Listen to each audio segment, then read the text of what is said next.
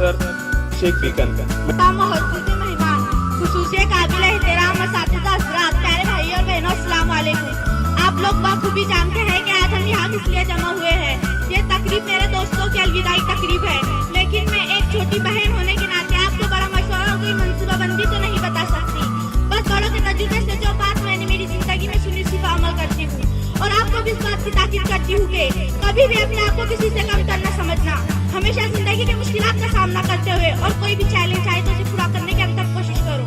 मेरे आखिर में ये दुआ है कि इसके बाद आप जिस मंजिल पर भी जाए अल्लाह आपको कामयाब करे, और मेरी और मेरे क्लास की तारीफ से जो भी गलती हुई हो उसे छोटे भाई बहन समझकर माफ करना।